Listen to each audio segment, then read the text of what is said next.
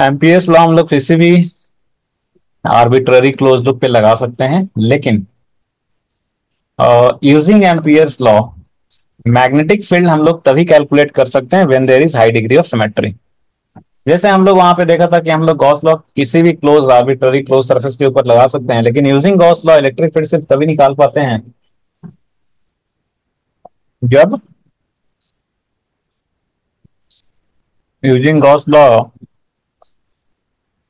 तो किसी भी आर्बिट्ररी क्लोज सरफेस के लिए लगा सकते हैं, लेकिन using Gauss law electric field तभी निकाल पाते हैं जब when there is high degree of symmetry. तो सिमिलरली एम्पियर्स लॉ आप किसी भी क्लोज लूप के लिए लगा सकते हो, लेकिन यूजिंग एम्पियर्स लॉ आप मैग्नेटिक फील्ड तभी निकाल पाओगे when there is high degree of symmetry. ठीक है। जी सर। हम्म। तो ये पहला एप्लीकेशन है एम्पियर्स लॉ का, to find magnetic field due to infinite current carrying wire. Infinite current carrying wire की वजह से आपको मैग्नेटिक फील्ड पता है, mu not I by 2 pi are होता है। हम्म, लेकिन आपको क्या करना है अभी कि यही चीज डिराइव करना है यूजिंग एम्पियर्स लॉ। कैसे करेंगे?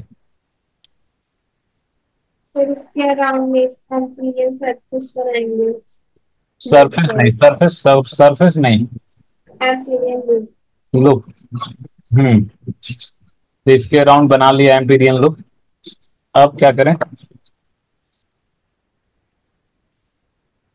फिर उससे डायरेक्शन लिखेंगे विद द और ये वायर था ना, हम्म, पी पॉइंट पे मैग्नेटिक फील्ड निकालना था, तो हमने इसके पी के अराउंड बना दिया लूप।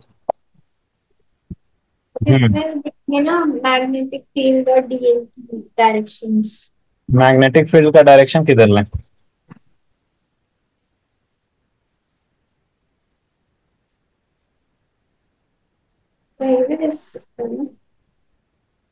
हम्म। अच्छा, मैग्नेटिक फील्ड का जो मैग्नीट्यूड होगा, क्या इस एम्पीरियन लूप के सारे पॉइंट्स पे मैग्नेटिक फील्ड का जो मैग्नीट्यूड होगा, जैसे ये सब जगह पे मैग्नेटिक फील्ड का मैग्नीट्यूड सेम होना चाहिए क्या? Yes sir. क्यों सेम होना चाहिए? सर क्योंकि ये सिमेट्रिकल सरफेस, सिमेट्रिकल लूप है। मतलब सारे पॉइंट्स का जो वायर से परपेंडिकुलर डिस्टेंस है वो सेम है, हम्म। और मैग्नेटिक फील्ड तो वही वायर से परपेंडिकुलर डिस्टेंस पे तो डिपेंड करता ही होगा। So since all the points are equidistant from the wire, so you can say from symmetry that mod of B at all the points of this Amperian loop will be same direction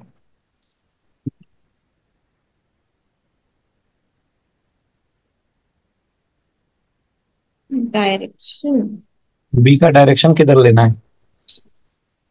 current की help से लेंगे। नहीं, हमें magnetic field का direction पता नहीं है पहले से किधर होता है। और राइट हैंड थंब रूल से निकालते हैं ना। मान लो हमें वो रूल नहीं पता, हमें मैग्नेटिक फील्ड पता ही रहता सब कुछ, तो हम निकालते क्यों? हमें तो कुछ पता नहीं है ना। क्लॉकवाइज। मतलब आप टेंजेंशियल बोल रहे हो? हाँ। क्यों टेंजेंशियल? रेडियल क्यों नहीं? हमें तो मैग्नेटिक फील्ड का डायरेक्शन नहीं पता है, तो हमने कहा कि भाई हम गॉस लॉ में इलेक्ट्रिक फील्ड ऐसे लेते थे रेडियल, तो मैग्नेटिक फील्ड भी ऐसे रेडियल ले लेते हैं, क्या दिक्कत है? ऐसा नहीं ले सकते? ले सकते हैं। तो ऐसा अगर लेंगे तो अब एम्पियर्स लॉ लगाइए, क्या हो जाएगा?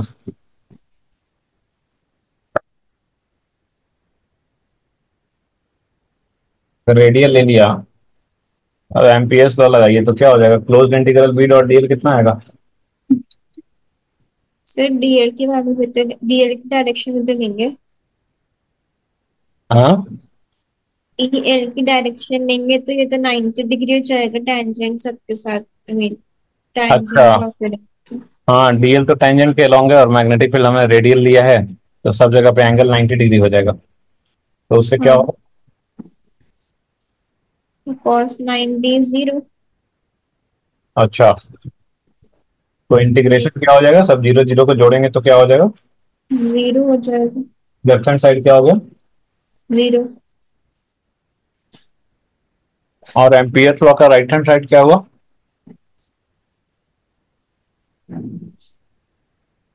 एम्पियर्स लॉ का राइट हैंड साइड क्या हुआ? Mu not into I. तो क्या आ गया यहाँ पे, zero equal to mu not I आ गया। हाँ। ये तो एम्पियर्स लॉ फेल हो गया ना। Left hand side zero, right hand side mu not I. Zero और म्यू नॉट आई थोड़े ही सेम हो सकते हैं। हम्म। सर। तो अगर आपने रेडियल डायरेक्शन एज्यूम किया बी का तो क्या हो गया, एम्पियर्स लॉ। फेल हो गया। बट एम्पियर्स लॉ फेल होता नहीं है। तो देयरफॉर हम लोग क्या बोलेंगे कि हमने जो डायरेक्शन बी का एज्यूम किया यहाँ पे रेडियल, वो गलत है। हाँ वो ऐसा नहीं करना चाहिए था। ठीक है। हम्म। कई बार कोई काम करने के बाद एहसास होता है ना कि नहीं ये वाला चीज नहीं करना चाहिए था। अच्छा, तो अब बी का क्या डायरेक्शन लेंगे, रेडियल तो हुआ कि नहीं होगा, तो अब कौन सा डायरेक्शन लेंगे? टेंजेंशियल। टेंजेंशियल ही क्यों लेंगे, ऐसा कुछ अलग नहीं ले सकते कि यहाँ पे ले लिया बी का डायरेक्शन, मान लो इधर, यहाँ पे इधर, यहाँ पे इधर, यहाँ पे इधर, ऐसे अलग अलग डायरेक्शन नहीं ले सकते बी का? क्या सब जगह ऐसा टेंजेंशियल लेना जरूरी है? मिल सकते हैं ऐसे। हाँ। ट्राई कर लो। नहीं देखिए, since all the points of the Empyrean loop, since all the points of the Empyrean loop are located symmetrically with respect to the wire, they are located symmetrically with respect to the wire, right? हम्म। एक तरह चारों तरफ से ऐसे सारे points हैं, तो सब जगह पे मैग्नेटिक फील्ड का डायरेक्शन भी सिमेट्रिकल होना चाहिए। भाई आप अगर कहीं पर बोल रहे हो कि ऐसे होना चाहिए, इसका मतलब तो फिर इसका ओरिएंटेशन इधर ऐसे नजदीक होने का है, और आप बोल रहे हो दूसरे जगह पे ऐसे होना चाहिए, ऐसा क्यों, कहीं नजदीक कहीं दूर, सब पॉइंट तो एक जैसे ही लोकेटेड है ना, तो सब पे तो एक जैसा पैटर्न होना चाहिए। हम्म। तो एक जैसा पैटर्न होना चाहिए मतलब सब जगह डायरेक्शन क्या होना चाहिए, सिमेट्रिकल होना चाहिए।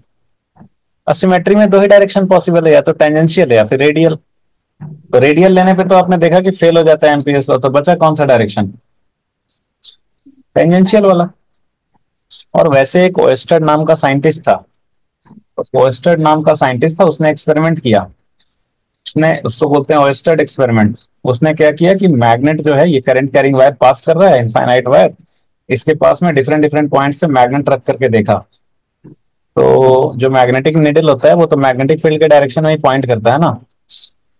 तो उसने देखा कि सब जगह पे मैग्नेटिक निडल जो है वो टेंजेंशियल डायरेक्शन में पॉइंट कर रहा है। तो इसका मतलब हमें ओएस्टर्ड एक्सपेरिमेंट से डायरेक्शन भी पता चल गया बी का कि वो टेंजेंशियल डायरेक्शन में है। और अदरवाइज ऐसे लॉजिकली भी हम बोल लोग बोल सकते थे कि डायरेक्शन सिमेट्रिकल होना चाहिए, सिमेट्री में दो ही डायरेक्शन पॉसिबल है, टेंजेंशियल और रेडियल। रेडियल लेने पे यहाँ पे एम्पियर्स लॉ फेल हो जा रहा है, दैट मीन्स एक ही डायरेक्शन बच गया, वो है टेंजेंशियल। तो सब जगह पे मैग्नेटिक फील्ड का डायरेक्शन क्या होना चाहिए, टेंजेंशियल। तो सब जगह पे मैग्नेटिक फील्ड का डायरेक्शन क्या होना चाहिए, बहुत बढ़िया। तो मैग्नेटिक फील्ड टेंजेंशियल लेंगे तो किधर लें, टेंजेंशियल में क्लॉकवाइज लें एंटी क्लॉकवाइज लें? क्लॉकवाइज। वैसे हमें नहीं पता है ना कि किधर लेना है। तो मान लो हमें नहीं पता है और हमने गलती कर दिया, उल्टा ले लिया, मान लो हमने बी का डायरेक्शन एंटी क्लॉकवाइज ले लिया, किधर ले लिया, हाँ मान लो हमें तो पता नहीं है। सो वेस्टर्न ने तो सिर्फ ये बोला कि टेंजेंशियल होगा, अभी टेंजेंशियल में क्लॉकवाइज लेना था, वो एंटी क्लॉकवाइज लेना था, अपने को नहीं पता। So let us assume direction of B as anti clockwise. ठीक है, हम लोग भोले भाले स्टूडेंट्स हैं, हमें नहीं पता कि बी का डायरेक्शन ऐसे टेंजेंशियल बोल दिया, पर क्लॉकवाइज लेना था एंटी क्लॉकवाइज लेना था, नहीं पता। तो हमने बी का डायरेक्शन कुछ भी मान लिया। अगर गलत माना होगा तो हमारा मॉड ऑफ बी निगेटिव आ जाएगा। जी सर। अच्छा, डीएल का डायरेक्शन किधर लेना? ये तो क्लॉकवाइज ही जाएगा। हम्म। क्रॉस है। डीएल तो किधर भी ले सकते हैं ना। डीएल लेना तो अपनी मर्जी है। हम्म। सर करंट क्रॉस में। डीएल का डायरेक्शन तो कुछ भी नहीं, कोई फर्क ही नहीं पड़ता है। ये मैग्नेटिक फील्ड का डायरेक्शन आपने उल्टा एज्यूम कर लिया ना, उससे तो फर्क पड़ता भी है कि आपका आंसर नेगेटिव आ जाएगा। डीएल का तो डायरेक्शन आप कुछ भी एज्यूम करो, कोई फर्क ही नहीं पड़ता है। आप जैसे आप कोई भी जो डायरेक्शन आप बोलो, हम वही एज्यूम करके देखो बता देंगे। आप बोलो इस कौन सा डायरेक्शन है डीएल का? हाँ, कोई भी ले लो। क्या? आप बोलिए। कोई भी ले लो। नहीं, आपके चॉइस से चलेंगे हम। डीएल का कोई भी डायरेक्शन आप ले लो और वी कैन शो कि डीएल का कुछ भी डायरेक्शन लो, अगर हमने बी का डायरेक्शन गलत माना है तो हमारा मॉड ऑफ बी निगेटिव ही आएगा। तो let us assume direction of dl. हाँ। Anti clockwise. अच्छा, मान लो ये भी ले लिया एंटी क्लॉकवाइज, डीएल भी एंटी क्लॉकवाइज ले लिया,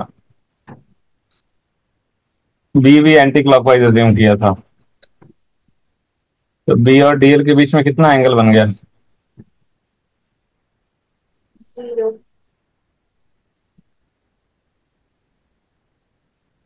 तो therefore angle between B and dl at all points zero. तो अगर हम ये करेंगे लेफ्ट हैंड साइड तो कितना हो जाएगा ये?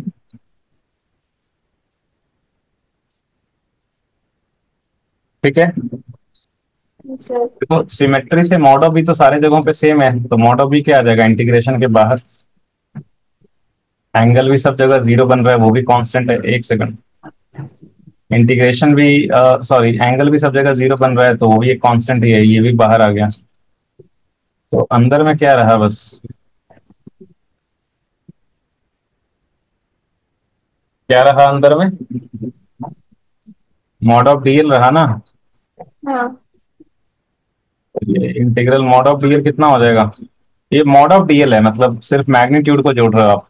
तो सभी छोटे छोटे लेंथ को जोड़ देंगे पूरे सर्कल के ऊपर, तो सारे लेंथ को जोड़ेंगे तो क्या देगा हमें? वेक्टर एडिशन नहीं कर रहे, normal addition, mod of dl को जोड़ रहे हैं। तो वो क्या देगा? पूरे सर्कल का लेंथ, सर्कमफेरेंस।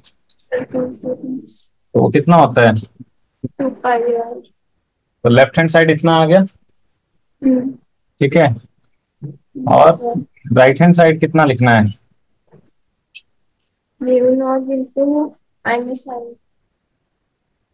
अभी आपने जो है डीएल माना है एंटी क्लॉकवाइज, तो एंटी क्लॉकवाइज मतलब डॉट वाला करंट पॉजिटिव लेना था। बट करंट क्या है यहाँ पे? नेगेटिव। क्रॉस है, तो हम लोग करंट इनक्लोज क्या लेंगे? Minus I. From Ampere's law क्या हो गया?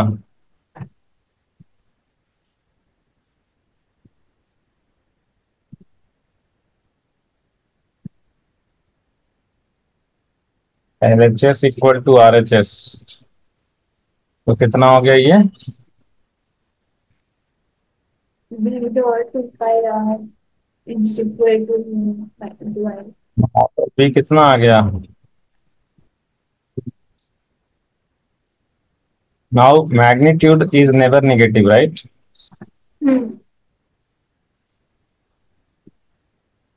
Magnitude of a vector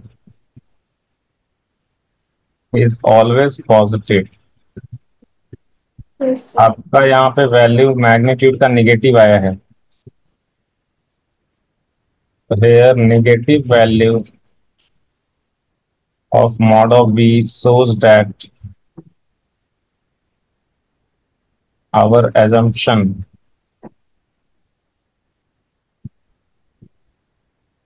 about direction of B is wrong.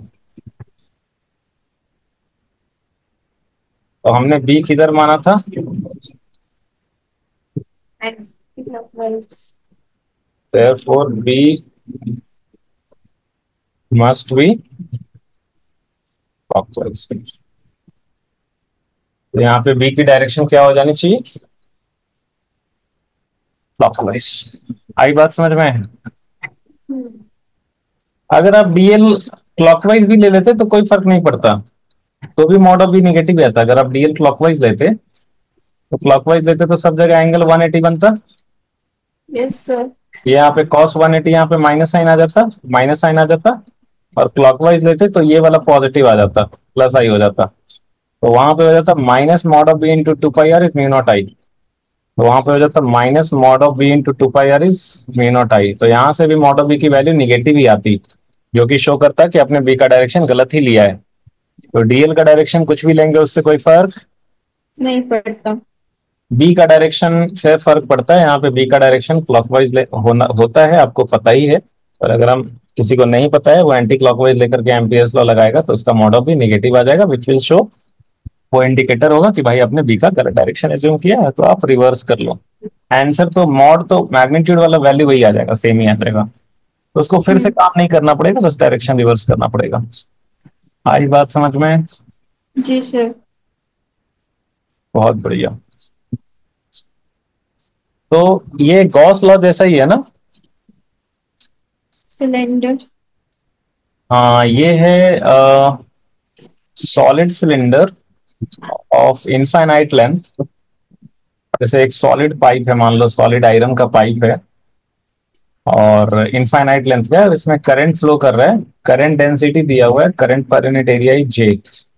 So you have to find magnetic field inside the cylinder and magnetic field outside the cylinder. जैसे मान लो यहाँ से are distance पे अंदर में आर इज लेस देन ए, यहाँ पे magnetic field कितना होगा और बाहर में मैग्नेटिक फील्ड कितना होगा, वो बताना है। ये सब तो आकाश में नहीं पढ़ा है। हाँ? ये सब तो हमने आकाश में नहीं पढ़ा है। इसका रिजल्ट बस लिख लो, वैसे एम्पियर्स लॉ से प्रूफ होता है, ठीक है। तो इसका आप रिजल्ट लिख लो बस। एक चीज याद होगा आपको, बायट सेवर्ट लॉ कल मैंने बताया था, तो कल मैंने एक चीज बोला था कि जो बायट सेवर्ट लॉ में बी का जो मॉड आया था वो आया था mu not by 4 pi I d l sine theta by r square, right? हम्म। कल हमने बताया था कि मॉड ऑफ बी जो होता है वो inversely proportional to r square होता है। जी सर। क्या होता है? Inversely proportional to r square. और इलेक्ट्रिक फील्ड जो होता है वो भी क्या होता है? Inversely proportional to r square. कल मैंने एक बात बोला था कि इसीलिए जो मैग्नेटिक फील्ड का जो मैग्नीट्यूड होता है वो उसी तरीके से वैरी करता है जैसा इलेक्ट्रिक फील्ड का मॉड वैरी करता है ना? हम्म। इलेक्ट्रिक फील्ड का जैसा मैग्नीट्यूड का वेरिएशन होता है, मैग्नेटिक फील्ड के लिए मैग्नीट्यूड का वेरिएशन। वैसे ही होता है। हाँ। अब गॉस लॉ में आपने पढ़ा था कि अगर सॉलिड सिलेंडर है इनफाइनाइट लेंथ का, uniformly charge solid cylinder of infinite length, uniformly charge solid cylinder है इनफाइनाइट लेंथ का, तो अंदर में जो है वो इलेक्ट्रिक फील्ड क्या होगा? फॉर्मूला पढ़ा था आपने, कितना होगा? इस फॉर्मूला डिराइव किया था ना हम लोगों ने, हाँ। कितना था? वो था rho are by two epsilon naught. अंदर में मैग्नेटिक, अंदर में इलेक्ट्रिक फील्ड कितना था? तो r by two epsilon naught. हाँ, तो उसमें हमने बताया था कि अंदर में जैसे जैसे आप सेंटर से दूर जाओगे तो इलेक्ट्रिक फील्ड की वैल्यू बढ़ती जाएगी। बढ़ती जाएगी। मैक्सिमम कहाँ पे होगी? इसके एज सरफेस पे, एज पर। सरफेस पे, है ना? और बाहर में फिर वो घटते जाता है, बाहर में तो वो हो जाता है मतलब 2k λ/r, तो बाहर में तो इनवर्सली प्रोपोर्शनल टू आर है, बाहर में घटते जाता है, राइट? जी सर। तो क्या यहाँ पे भी मैग्नेटिक फील्ड का जो मैग्नीट्यूड है उसका वेरिएशन वैसे ही होना चाहिए? हम्म। कैसा होना चाहिए? अगर हम बी वर्सेस आर का ग्राफ बनाएं तो सेंटर पे जीरो होगा, जैसे जैसे दूर जाएंगे तो क्या होगा, वो बी का मॉड बढ़ता जाएगा, सरफेस पे मैक्सिमम होगा, तो अंदर में B directly proportional to r होगा और बाहर में B inversely proportional to r होगा। बाहर में तो वैसे ही होगा जैसे इनफाइनाइट वायर का होता है, वैसे ही mu not I by two pi are. हम्म। क्या एक जैसा ग्राफ है? Yes sir. सिर्फ फर्क होता है डायरेक्शन का, वहां पे इलेक्ट्रिक फील्ड रेडियल होता था, यहाँ पे जो है वो टेंजेंशियल होगा। ठीक है, अच्छा। आई बात हाँ। समझ में? जी सर। एक चीज मैंने और बताया था कि चार्ज वाले में, कि जब भी चार्ज सॉलिड में भरा होता है, यूनिफॉर्मली जब डिस्ट्रीब्यूटेड होता है सॉलिड में, तो जो इलेक्ट्रिक फील्ड होता है वो डायरेक्टली प्रोपोर्शनल टू आर होता है। जैसे अगर यूनिफॉर्मली चार्ज स्फेरिकल वॉल्यूम है, उसके अंदर इलेक्ट्रिक फील्ड होता था rho are by three epsilon naught. Uniformly sphere में यूनिफॉर्मली चार्ज होता था तो अंदर में इलेक्ट्रिक फील्ड कितना होता था? Rho are by three epsilon naught होता था ना, भूल गए? नहीं नहीं, याद है, उसका टू था, इसका थ्री था, मैंने याद हाँ। कर रहा था। हाँ, तो आपको एक बात बताया था कि जब भी सॉलिड में ऐसे चार्ज भरा होगा तो electric field directly proportional to r होता है। वैसे यहाँ हम्म। पे करंट जो है वो क्या है, सॉलिड सिलेंडर में है, तो यहाँ पे मैग्नेटिक फील्ड इनसाइड पॉइंट पे आप ऐसे याद रख सकते हो, अंदर में जो मैग्नेटिक फील्ड होता है वो होता है mu not by two J cross r. J is current density. ठीक है, कितना होता है? जी थोड़ा सा। हाँ, तो अंदर आंसर है। जे, जे क्रॉस आर वेक्टर मतलब ये हो गया, जैसे ये यहाँ पे एक पॉइंट है ना, यहाँ पे मैग्नेटिक फील्ड बताना है, तो ये आर वेक्टर हो गया, और अच्छा। जे वेक्टर इधर हो गया। और हम्म। मैग्नेटिक फील्ड जो है वो ऐसे टेंजेंशियल होगा इस पे, टेंजेंट टेंजेंट के डायरेक्शन में। तो तीनों ऐसे परपेंडिकुलर टू ईच अदर हो गए, जे आर और मैग्नेटिक फील्ड। आर तो हो गया रेडियल डायरेक्शन में, मैग्नेटिक फील्ड हो गया टेंजेंशियल डायरेक्शन में, और जे हो गया पूरे सर्कल के प्लेन के परपेंडिकुलर। तो बेसिकली ये आपको डायरेक्शन इतना जरूरत नहीं है, डायरेक्शन आप सिंपली जानोगे कि क्या होता है, वो टेंजेंशियल होता है। हम्म। ठीक है, और जो मैग्नीट्यूड होगा वो क्या होगा, डायरेक्टली प्रोपोर्शनल टू आर। क्या होगा? आर, ये वेक्टर का ना आर। नहीं, सिर्फ मैग्नीट्यूड लिख रहा हूँ ना, तो वेक्टर क्यों दें? अरे वैसे पूछ रही थी, ये वाला आर ना। आर मतलब ये सेंटर से कितने डिस्टेंस पे है, हाँ। एक्सिस पे कितने डिस्टेंस पे है ये पी पॉइंट। ठीक है, तो हाँ। जितना ज्यादा डिस्टेंस होगा एक्सिस से, उतना ही बी का वैल्यू ज्यादा होगा। ठीक है, जी सर। और बाहर में होगा mu not I by two pi r. तो बाहर में क्या होगा, B inversely proportional to r. ठीक है, हाँ। बी वर्सेस आर का ग्राफ कैसा होगा?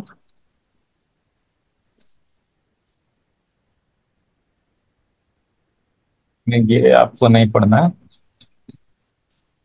इंजीनियरिंग वालों को करंट डेंसिटी वेरिएबल लेके भी करना होता है। मतलब आप जहां पे खत्म करते हो ना पढ़ना, ठीक है, आप जहां पे, बहुत सारे ऐसे बच्चे हैं, जैसे मैं एक स्पेशल बैच पढ़ाता हूँ इंजीनियरिंग के लिए, मतलब जो टॉप रैंकर्स होते हैं वहीं से आते हैं। तो जहां पे आप पढ़ना खत्म करते हो ना, वहां से शुरुआत होती है वहां पे। मतलब ये सब चीज इतना तो वो लोग पहले से जानते हैं, तो जहां पे आप खत्म करते हो वहां से वो लोग शुरू करते हैं। ठीक है चुनमुन, पर वो मेडिकल का नहीं है, डोंट वरी, वो इंजीनियरिंग का वो जो है वो इंजीनियरिंग का वो रैंकर्स बैच है। हेलो, हाँ हाँ, मैं सुन रही हूँ। क्या हो गया, आप एकदम चुप क्यों हो गए? नहीं, मैं बना रही हूँ ना ये ग्राफ, उसमें।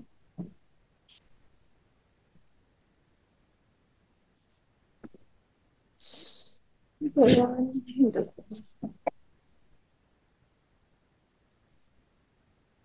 ठीक है। सर।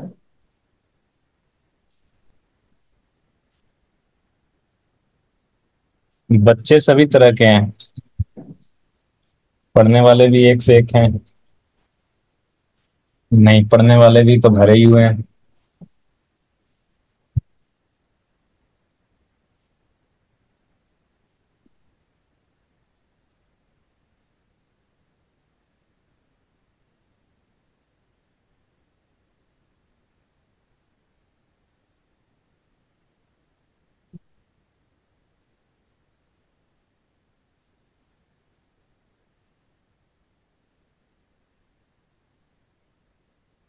आगे बढ़े।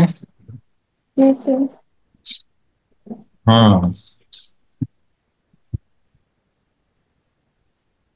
नेक्स्ट है ये सिलेंड्रिकल शेल है, shell of infinite length. Shell का मतलब जो करंट है वो सिर्फ सरफेस पे फ्लो कर रहा है, अंदर पूरा खाली है, अंदर पूरा हॉलो है। ठीक है। हम्म। पहले वाला क्या था, सॉलिड था, सॉलिड सिलेंडर था इनफाइनाइट लेंथ का। ये क्या है, अंदर पूरा हॉलो है। तो करंट किधर फ्लो कर रहा है, सिर्फ सरफेस पे। हेलो। हाँ हाँ, तो सुन रही यहाँ हूँ। पे, वहां पे क्या होता था अंदर में, इलेक्ट्रिक फील्ड क्या होता था, अगर चार जगह सिर्फ सरफेस पे होता था, अंदर में इलेक्ट्रिक फील्ड क्या होता था। जीरो। तो यहाँ पे अंदर में मैग्नेटिक फील्ड क्या होगा। जीरो। और बाहर में तो वैसे ही जो इनफाइनाइट वायर का होता है, mu not I by 2 pi r. तो यहाँ पे हम लोग लिख लेंगे बी इन साइड इज, या प्रूफ भी कर सकते हो एम्पियर्स लॉ लगा करके। प्रूफ कर सकते हो कि नहीं कर सकते हो। जैसे मान लो यहाँ से आर डिस्टेंस पे अगर बोले कि यहाँ पे मैग्नेटिक फील्ड बताना है, तो क्या करेंगे, एक एम्पीरियन लूप लेंगे। हम्म। ज्योमेट्री से बोलेंगे कि सब जगह मॉड ऑफ बी सेम होगा, सब जगह जो यस। डायरेक्शन होगा टेंजेंशियल होगा। तो लेफ्ट हैंड हम्म। साइड पीएस लॉ वो बन जाएगा mod of B into 2 pi r, और equal to mu not into current enclosed है जीरो, तो देयरफॉर बी का वैल्यू आ जाएगा जीरो। हम्म। ठीक है। जी सर। तो अंदर में मैग्नेटिक फील्ड कितना होगा, जीरो। और बाहर में कितना होगा, mu not I by 2 pi are. Sir दिख नहीं रहा उस साइड का। दिख नहीं रहा। हम्म।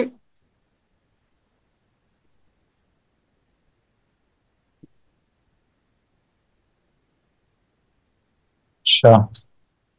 तो बाहर में मतलब if r is greater than a, तो बाहर में मैग्नेटिक फील्ड क्या हो जाएगा, mu not I by 2 pi r. अब तो दिख रहा है ना। हाँ। हम्म। तो यहाँ पे अगर हम ग्राफ बनाएंगे तो कैसा हो जाएगा। ये हो जाएगा, पहले तो जीरो जीरो है, उसके बाद फिर वो बढ़ता जाएगा। पहले तो जीरो है। प्रपोर्शनल ना, कम हो जाएगा, एक पॉइंट पे हाई हो जाएगा फिर कम हो जाएगा। पहले तो बी का वैल्यू जीरो है, हाँ। फिर क्या होगा, सडनली यहाँ पे जो बी की वैल्यू है r equal to a distance पे, ये कितना हो जाएगा, mu not I by 2 pi r. 2 pi a, surface पे हो गया mu not I by 2 pi ए।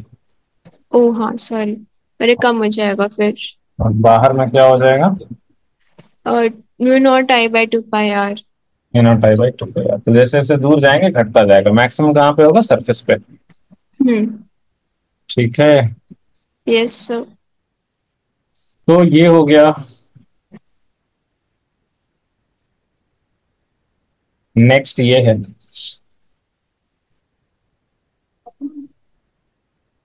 हाँ उससे पहले ये क्वेश्चन देख के आप डर जाएं, इससे पहले एक और दूसरा क्वेश्चन कर लें। आपने सॉलिड के लिए देख लिया, हम्म। हॉलो के लिए देख लिया, मतलब शेल के लिए देख लिया। हम्म। अगर मान लेते हैं कुछ हॉलो है, क्या है, hello. Hollow having inner radius R1 outer radius R2। तो मैं इधर बना देता हूं।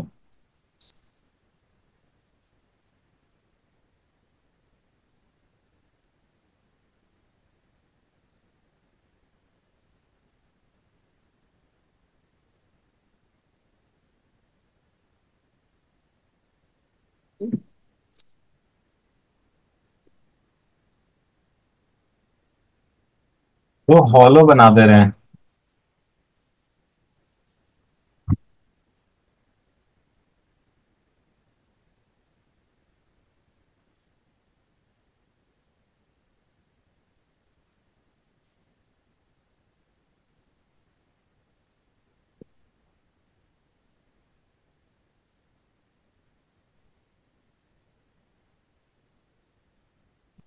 सो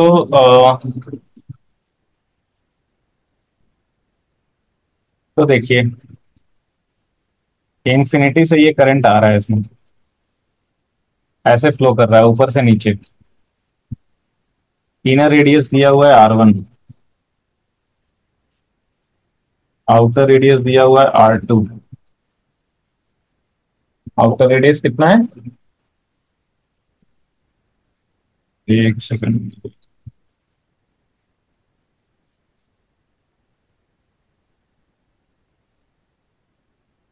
ठीक है चुनमुन। जी सर। हाँ, inner radius R1, outer radius R2, और जो टोटल करंट फ्लो कर रहा है यहाँ से वो है I0। अभी सर आपको ये अंदर वाला शेल है और बाहर वाला सॉलिड है। अंदर में कुछ है ही नहीं, ये पूरा खाली है, कैविटी है। ओके। जो भी करंट फ्लो कर रहा है कौन से ये में फ्लो कर रहा है, R1 से लेके R2 के बीच में। करंट कहाँ से कौन से, ये वाले एरिया ऑफ क्रॉस सेक्शन में सिर्फ करंट फ्लो कर रहा है। Okay okay. ऑरेंज वाला जो दिख रहा है ना, वो वाला। हम्म। आई बात समझ में? जी सर। तो मान लो आपने अंदर में एक पॉइंट ले लिया यहाँ पे, यहाँ पे मैग्नेटिक फील्ड क्या होगा? Directly proportional to r. हाँ, मान लो आपने जैसे क्या बोलते हैं, अ, एक पॉइंट ले लिया यहाँ पे, ए पॉइंट यहाँ पे। R A जो है, RA एक्सिस से ए का डिस्टेंस वो है लेस देन R1। R1 से भी कम है। दूसरा पॉइंट है D, इसका डिस्टेंस जो है एक्सिस से RD, वो है R1 से ज्यादा, R2 से। हम्म। और तीसरा पॉइंट है S, वो बिल्कुल बाहर में है। क्या है वो? बिल्कुल बाहर। तो आपको इन तीनों पॉइंट से बताना है मैग्नेटिक फील्ड ए पे क्या होगा, डी पे क्या होगा, एस पे क्या होगा।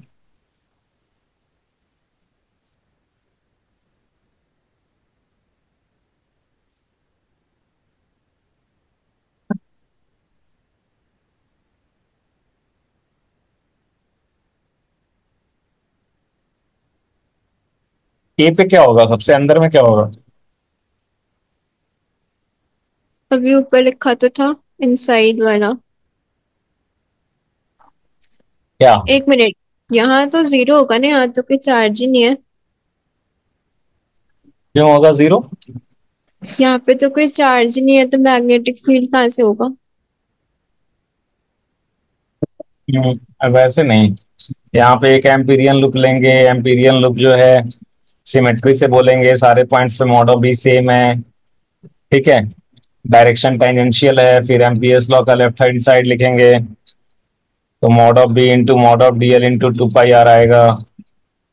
ठीक है, हम्म। मतलब वो इंटीग्रेशन करने के बाद आ जाता है ना इतना, mod of B into mod of d l into 2 pi r, और equal to mu not into current enclose करेंगे, तो इसके अंदर इस एम्पीरियन लूप के अंदर तो कोई करंट है ही नहीं, वो जीरो हो जाएगा, therefore mod of B will be zero.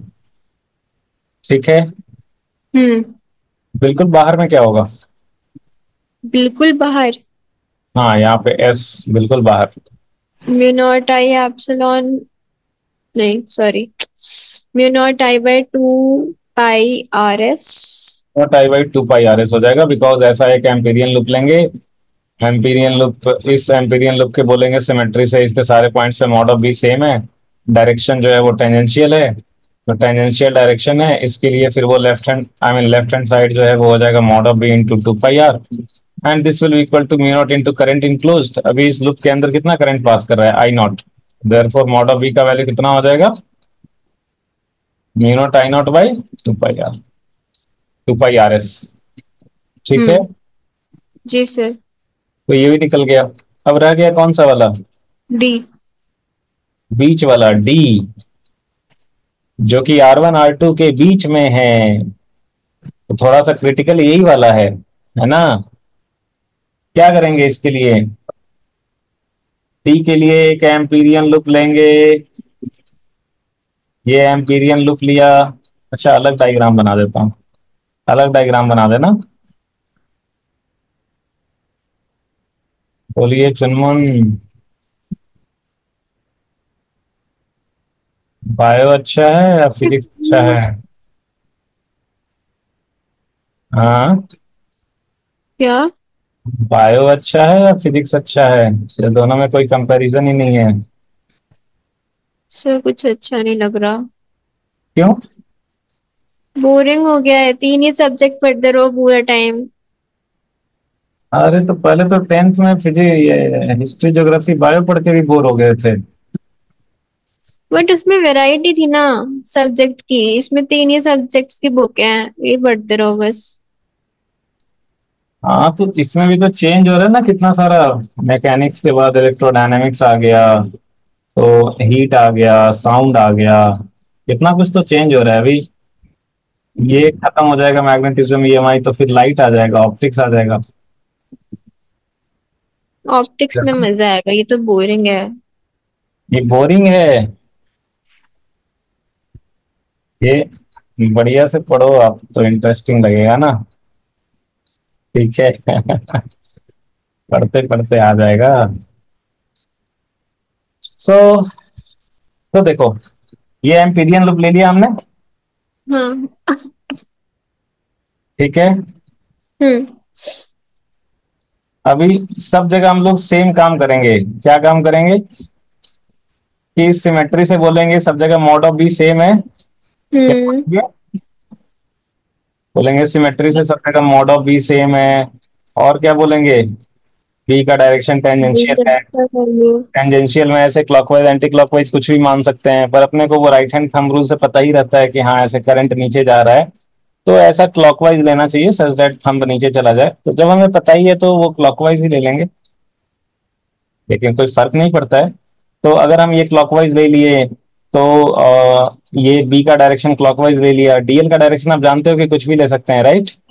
Yes मान सर। लो डीएल भी हमने क्लॉकवाइज ही ले लिया, तो डीएल भी क्लॉकवाइज ही ले लिया। बी और डीएल के बीच में डायरेक्शन सेम आ गया। ये लेफ्ट हैंड साइड क्या हो जाएगा? Mod of B into mod of dl into cos of 0 degree. इसका इंटीग्रेशन कर दिया पूरे क्लोज लूप के ऊपर, इसके equal to mu not into current enclosed. तो ये जो लेफ्ट हैंड साइड वाला काम है, ये तो पहले से अपना किया हुआ है। मॉड ऑफ बी सेम है, इंटीग्रेशन के बाहर आ गया। इधर कॉस 0 भी बाहर आ गया। और मॉड ऑफ डीएल का इंटीग्रेशन 2 पाई आर आ गया। ये सब तो किया ही हुआ है। इज इक्वल टू मेन निकालना है करंट इनक्लोज। तो करंट इनक्लोज कैसे निकालेंगे अभी? सर करंट क्लोज तो है ही नहीं। ये है ना, ये वाला, ये डी पॉइंट बीच में है ना। हाय हाय। बीच में है तो थोड़ा इधर यहां से लेके यहां तक है, तो ऐसे करंट इनक्लोज। करंट इनक्लोज कैसे निकालेंगे? करंट इनक्लोज निकाल लिए तो अपना काम हो जाएगा। तो बी का वैल्यू कितना हो जाएगा? E naught into current enclose. Upon 2 pi r.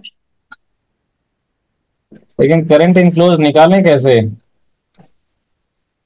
तो देखो, ये यहाँ पे करंट डेंसिटी यूनिफॉर्म दिया हुआ है। कुछ नहीं बोला है तो यूनिफॉर्म ही होगा। ठीक है। तो करंट इनक्लोज निकालना भी बहुत आसान है, मतलब यूनिटरी मेथड जैसे लगाते थे ना कि 3 पेन का कॉस्ट है। आपको आकाश भी जाना है ना? सर कोई बात नहीं, 9 o'clock तक क्लास कर सकते हैं। हाँ, तो 1 पेन का दाम हो जाएगा 12/3। तो 2 पेन का दाम हो जाएगा 12/3 इंटू बाई 2। 2। हाँ, तो वैसे ही यहाँ पे जो एरिया है, ये जो शेडेड आई नॉट करंट जो फ्लो कर रहा है, कितने एरिया से फ्लो कर रहा है? ये वाला शेडेड एरिया से। हाँ। ये वाला शेडेड एरिया कितना हो जाएगा? πr2² minus πr1²। हम्म। यही है ना ये cross sectional area. Yes sir. हम लोग क्या लिखेंगे? हम लोग लिखेंगे कि πr2² minus pi are one square, इस एरिया से कितना करंट फ्लो करता है? तो आई नॉट करता है। तो यूनिट एरिया से कितना करंट फ्लो करेगा? तो वो करेगा I naught divided by pi are two square minus pi are one square. Right? कर सकते हैं कि नहीं? Yes sir. अभी जो करंट इनक्लोज्ड है, तो उसके लिए क्या करेंगे, डी पॉइंट है ना इसका, डी पॉइंट का सरफेस एरिया कितना हो जाएगा? ये डी पॉइंट का एरिया कितना हो जाएगा? इसका रेडियस आर डी है, तो ये वाला area pi R D square हो जाएगा ना। हम्म। क्या हो जाएगा? Pi R D square. और अंदर वाला कितना है? Pi are one square. R one. हाँ, इनर रेडियस आर वन है ना, अंदर वाला कैविटी का पूछ रहा हूँ। हम्म। ये वाला सरफेस एरिया कितना है? Pi are one square. हाँ, तो कितना एरिया से यहाँ पे ये डिफरेंस कितना हो जाएगा? वो आर डी के लिए और आर वन के लिए वो कितना हो जाएगा सरफेस एरिया में difference? Pi R D square minus pi are one square. हाँ, pi R D square minus pi are one square. तो उससे कितना करंट फ्लो करेगा? यूनिटरी मेथड लगाएंगे। तो हम्म। यूनिटरी मेथड लगाएंगे तो एक के लिए निकाल लिया है ना हम लोगों ने, यस सर। तो इधर मल्टीप्लाई कर देंगे कितने से? Pi R D square minus pi are one square. तो यही तो हो गया करंट इनक्लोज्ड, यही वाला वैल्यू तो हो गया, है ना? नहीं समझे? आ गया सर समझ में। हाँ, तो ये वाला वैल्यू बैठा दो आप, तो कितना हो ना जाएगा? करा वैल्यू। हो जाएगा mu not by two pi R D, और करंट इनक्लोज की जगह पे ये वैल्यू बैठा देते हैं, I not by pi are two square minus pi are one square. Sir इसमें से कॉमन निकालेंगे तो सब पाई नहीं कट जाएंगे, बार बार पाई लिखने की जरूरत नहीं है। हाँ, वो तो हम काट ही देंगे, मैं तो बस देख रहा था कि पता नहीं आप तो समझ में आए नहीं आए, आप टेंशन में ना चले जाओ कि सर ने ये क्या किया, तो इसीलिए हम नहीं काट रहे थे। ठीक है, हम्म। तो मैं नहीं काट रहा था कि कहीं काटने से आप ना सदमे में हो जाओ कि सर क्या गुनाह किया था पाई ने जो आपने काट दिया उसको। कितना हो जाएगा इधर?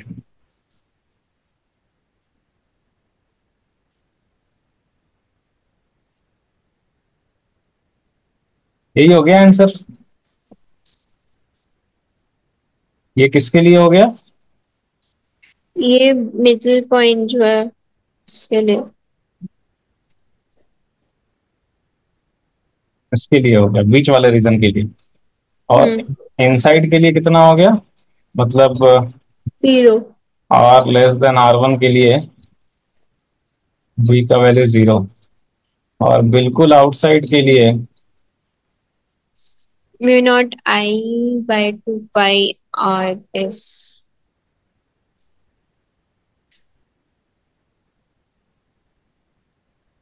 ठीक है, हम्म। आ गया समझ में? Yes sir. पक्का? जी सर। बढ़िया से इस टाइप का कर लेंगे क्वेश्चन। हम्म। तो एक बढ़िया सा क्वेश्चन है, और ये आपका कॉन्सेप्ट स्ट्रॉन्ग करने में हेल्प करेगा यहाँ पे। अभी तो था ऐसा क्वेश्चन। ये होमवर्क है, हाँ। अभी तो करा है ऐसा क्वेश्चन।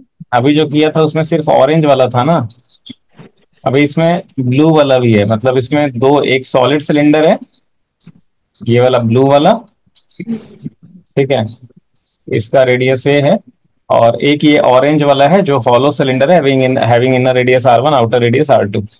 सो बेसिकली ये ऑरेंज वाले का है inner radius B and outer radius सी।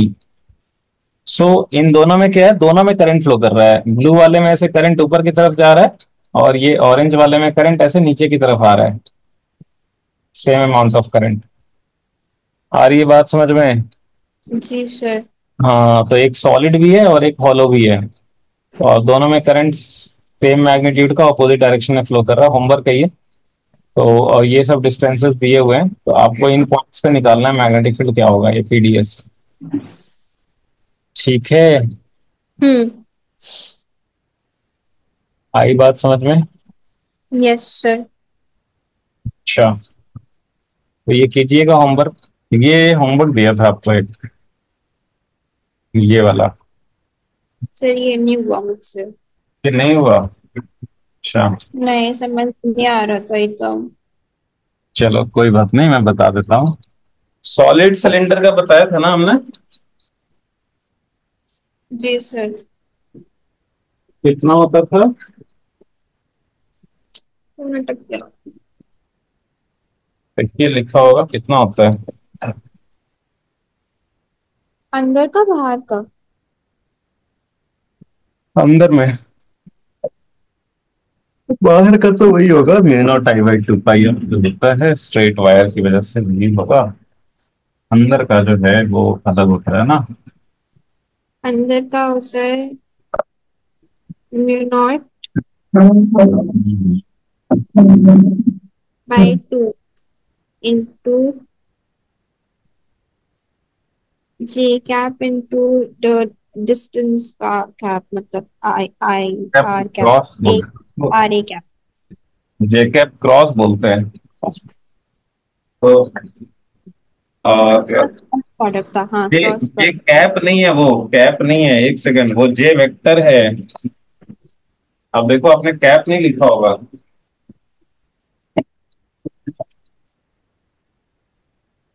वो सॉरी सॉरी सॉरी। जे वेक्टर। वेक्टर है वो। आप जे कैप मतलब आप उसको वाई एक्सिस वाला समझ रहे हो, वो नहीं है। जे वेक्टर है मतलब वो करंट डेंसिटी। क्या है वो? Current density. करंट डेंसिटी क्या होगा? Current divided by cross sectional area, है ना? हम्म। तो देखिए, एक सेकंड। मैंने कैप को लिखा। ओके, सो लेट अस सी। सर ये आपकी स्क्रीन बार बार ऊपर नीचे क्यों हो रही है? हाँ, वो एक मैं ही पेज। कर रहा हूँ इसीलिए हो रहा है। वो मैं कर रहा था इसीलिए हो रहा था। तो देखिए अभी, let us say you have to find magnetic field at point A. ये सब पॉइंट्स पे निकालना है। ए पे निकालना है, ये पी पे निकालना है, डी पे निकालना है, एस पे निकालना है। तो एक एक करके देखते हैं हम लोग। सो let us first of all find magnetic field at point ए। तो ए पे निकालने के लिए क्या करेंगे बताइए? सर इसके लिए तो था ना mu not by two J आ, वेक्टर ये क्रॉस आर ए एक वेक्टर। सेकंड, पहले तो एक एम्पीरियन लूप लेंगे। क्या हाँ करेंगे? एम्पीरियन लूप लेंगे। एम्पीरियन लूप लेंगे भाई। ठीक है, एम्पीरियन लूप लेंगे। ये आर ए रेडियस का एम्पीरियन लूप लिया, इमेजिनरी एम्पीरियन लूप। फिर इस पे एम्पियर्स लॉ लगाएंगे। हम्म। एम्पियर्स लॉ लगाएंगे। एम्पियर्स लॉ कहता है closed integral B dot DL is equal to equal to mu not into current enclose. Current close. हाँ, ये होता है mu not into current enclose. अभी जो इंटीग्रल बी डॉट डीएल है, वो एक्चुअली हम लोग देखे थे कि सिमेट्री से हर एक जगह पे मॉड ऑफ बी सेम होता है, बी का डायरेक्शन टेंजेंशियल होता है। ठीक है, देयरफॉर ये जो टर्म था, ये कितने के इक्वल आ जाता है? ये आ जाता है B into two pi R के इक्वल। ये लास्ट क्लास में देखा था ना? कौन सी वाली टर्म? ये लेफ्ट हैंड साइड वाली टर्म, ये वाली। हाँ ये देखा था सिलेंडर ये को। कितना आ जाता है? B into two pi R है, राइट? हाँ। Is equal to mu not into current enclosed में क्या आएगा? सिर्फ ये वाला करंट आएगा, आ, इतना ही करंट आएगा ना। ये लूप के अंदर हाँ से कितना करंट फ्लो हो रहा है? सिर्फ यही इतना करंट इसका फ्लो हो रहा अंदर है। है हाँ। ना? यस तो सर। वो कितना आएगा, वो करंट जो है, अगर मान लो करंट डेंसिटी है जे वेक्टर, करंट पर यूनिट एरिया, तो ये कितना हो जाएगा, J into two R A. Area by R A square, कितना हो जाएगा। सर ये क्या करा आपने? ये करंट इनक्लोज जो है, इससे कितना करंट पास कर रहा है, ये करंट इक्वल टू, लिखेंगे ना करंट पर यूनिट एरिया, मैं इधर लिख देता हूँ, करंट इनक्लोज्ड अगर लिख रहे हैं तो वो कितना हो जाएगा, करंट पर यूनिट एरिया इनटू एरिया, तो ये वाला एरिया इसका रेडियस आर ए है, तो ये cross sectional area pi R A square नहीं होगा क्या। हम्म। तो वही तो लिखा है, तो वही यहाँ पे लिख रहा हूँ, J into pi R A square, ठीक है। Yes sir. तो कितना हो गया ये, B is equal to mu not J pi R A square by two two pi pi R. R A, तो ये कितना हो जाएगा, B is mu not J R A R A by two. By two, इसी को हम लोग लिखते थे कितना, इसी को लिखते थे वेक्टर फॉर्म में, mu not by two J cross R A, वो डायरेक्शन देता है, वेक्टर साइन में लिखेंगे तो वो डायरेक्शन बताएगा कि बी जो है वो टेंजेंशियल है, कैसे है, टेंजेंशियल है, ठीक है। Yes sir. तो यहाँ पे देखिए, यहाँ पे मैग्नेटिक फील्ड लिखने में ये जो ऑरेंज वाला करंट है इसका कोई रोल नहीं आया, क्यों नहीं आया, ऑरेंज वाले करंट का कोई रोल क्यों नहीं आया, क्योंकि वो उसके एरिया में नहीं है। क्योंकि एम्पीरियन लूप इसके अंदर है, तो अंदर है तो करंट इनक्लोज में ये वाला टर्म, एम्पीरियन लूप के लिए करंट इनक्लोज में ये वाला टर्म नहीं आया, ये वाला करंट नहीं आया, राइट। हाँ। तो अंदर के पॉइंट पे लिखने के लिए क्या हुआ, ऑरेंज वाले करंट का कोई रोल नहीं है। नहीं है, क्लियर है। हाँ। अगर आपको ये चीज समझ में आती है तो इतना सब लिखने का जरूरत नहीं था, आप सिंपली लिख देते कि भाई ए जो है, ये ऑरेंज वाले जो करंट है उसके तो बिल्कुल अंदर है, उसको तो कुछ फायर्स वायर्स कर नहीं रहा है, तो इसलिए उसका कोई रोल होगा नहीं, तो सिर्फ रोल होगा ये ब्लू वाले करंट का, ब्लू वाला जो करंट है वो सॉलिड सिलेंडर है, और ये ए पॉइंट सॉलिड सिलेंडर के अंदर है, तो हम लोग डायरेक्टली ये रिजल्ट लिख सकते हैं, mu not by two J cross R A, ठीक है। हम्म। मैग्नेटिक फील्ड का डायरेक्शन क्या होगा, क्लॉकवाइज या एंटी क्लॉकवाइज, ब्लू वाले में करंट फ्लो कर रहा है ऊपर की तरफ, मैग्नेटिक फील्ड का डायरेक्शन क्या होगा यहाँ पे, क्लॉकवाइज होगा या एंटी क्लॉकवाइज होगा, एंटी क्लॉकवाइज। एंटी क्लॉकवाइज होगा, वेरी गुड। सच दैट कि if we curl the fingers of right hand in anti-clockwise direction, then thumb should point in the direction of current, right, है ना। जी sir. तो ए पे निकल गया ये, हम्म। नेक्स्ट कौन सा पॉइंट है, ए के बाद है ये पी पॉइंट, सर पी पे नहीं हो रहा था। पी पे नहीं हो रहा था, तो पी पे ये कितने रेडियस का एम्पीरियन लूप ले लेंगे, हम्म। ये हो गया ना इमेजिनरी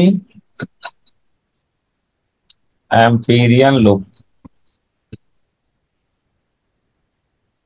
इस पे भी लगाएंगे एम्पियर्स लॉ, एम्पियर्स लॉ क्या कहता है,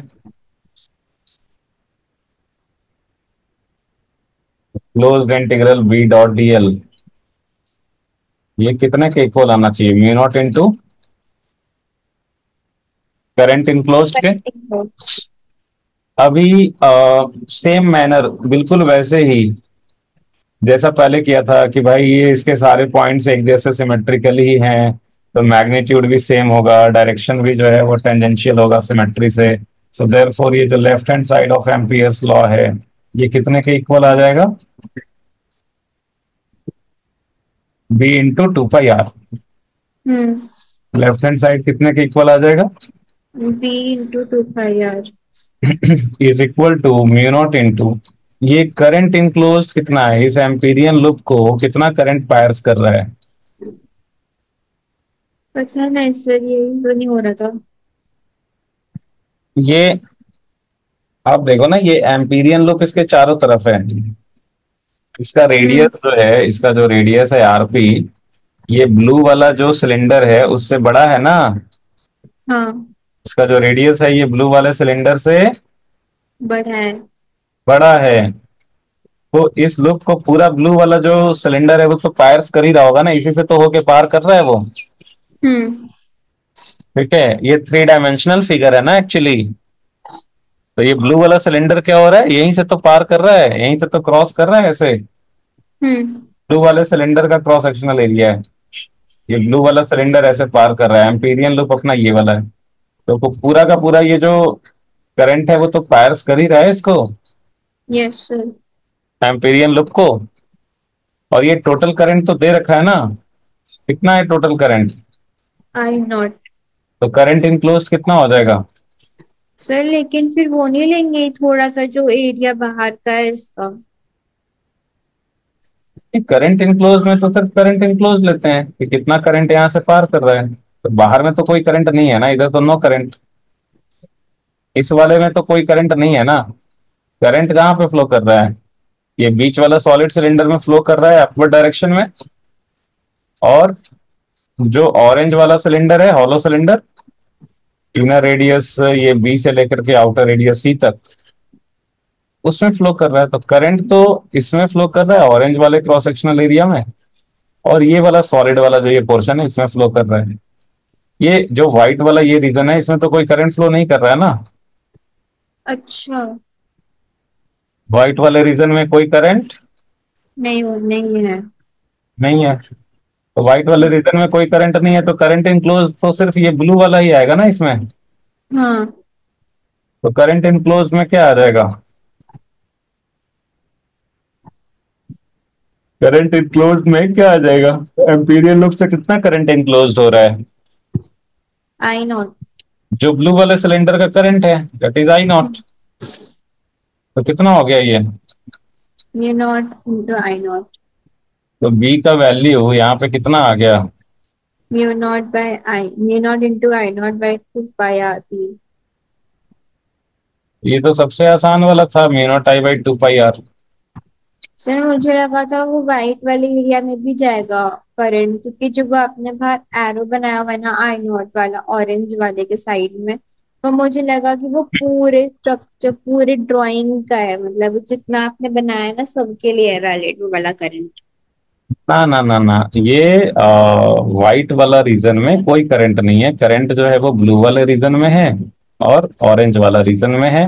ब्लू वाले रीजन में अपवर्ड डायरेक्शन में जा रहा है, और ऑरेंज वाले रीजन में उतना ही करंट डाउनवर्ड डायरेक्शन में आ रहा है। ठीक है, हम्म। तो निकल गया पी का। हाँ। अब डी का क्या होगा, डी यहाँ पे है। तो डी के लिए ये लेंगे एम्पीरियन लूप, ये हो गया ना इमेजिनरी एम्पीरियन लूप। सर अभी इसमें तो ब्लू भी आ रहा है, वाइट भी आ रहा है, थोड़ा सा ऑरेंज भी आ रहा है, तो इसमें कौन कौन सा एरिया लेंगे? व्हाइट वाला में तो करंट ही नहीं है, व्हाइट वाला में तो करंट ही नहीं है, तो व्हाइट वाले का तो करंट में कोई रोल होगा नहीं। राइट। इसको छोड़ देंगे। हाँ इसको ऐसे ही छोड़ देंगे। हाँ, उसमें करंट, करंट इनक्लोज में करंट क्यों लिखेंगे फिर, करंट तो ये ब्लू वाला रीजन में होगा। और ये जो ऑरेंज वाला जो ये कट हो रहा है यहाँ पे, ऑरेंज वाला एक्चुअली एरिया, ये वाला ऑरेंज इतना इतना एरिया कट हो रहा है ना ऑरेंज में, हम्म। ये वाला, ये इतना ऑरेंज का हो गया और बीच में ब्लू का हो गया, ये होगा इतना है ना। अच्छा चलो एम्पियर्स लॉ लगाते हैं, लिखते हैं, फिर देखते हैं। अच्छा सिचुएशन आप समझ रहे हो ना कि एक सॉलिड सिलेंडर है और एक बाहर में ये हॉलो सिलेंडर है, तो सिर्फ ब्लू और ऑरेंज वाले रीजन में करंट फ्लो कर रहा है, ब्लू वाले में अपवर्ड डायरेक्शन में, ऑरेंज वाले में डाउनवर्ड डायरेक्शन में। ये तो समझ रहे हो ना आप? हाँ। तो यहाँ पे देखिए, तो यहाँ पे अगर हम पीएस लॉ लगाएंगे तो क्या हो जाएगा, closed integral B dot D L is equal to mu not into current enclosed, right. तो ये सारे पॉइंट्स जो हैं सिमेट्रिकल हैं with respect to the given current distribution, तो सबके बी का मॉड सेम होगा, डायरेक्शन सिमेट्री से सब पे टेंजेंशियल होगा। तो जो लेफ्ट हैंड साइड है वो क्या बन जाएगा, लेफ्ट हैंड साइड ये कितने के इक्वल बन टू जाएगा, pi mod of B into 2 pi. 2 pi R, ये डी पॉइंट है तो D is equal to mu not into current enclosed, right. Current enclose क्या लेना है ना? हाँ, करंट इनक्लोज्ड क्या लेना है, यही चीज जो है वो, यही चीज तो मेन है यहाँ पे, करंट इनक्लोज्ड क्या लेना है। तो करंट इनक्लोज्ड में, करंट इनक्लोज्ड में अब देखो, करंट इनक्लोज्ड में एक तो ब्लू वाला करंट है ना, हम्म। और एक जो है वो ऑरेंज वाला करंट है, लेकिन ऑरेंज वाला जो करंट है वो क्या है, ये वाला रेडियस है बी, और ये वाला जो रेडियस है डी तक वो है आर डी। तो ऑरेंज वाला करंट जो है वो कहां से कहां तक फ्लो कर रहा है, ऑरेंज वाला करंट, मैं इधर लिख देता हूं, ऑरेंज वाला करंट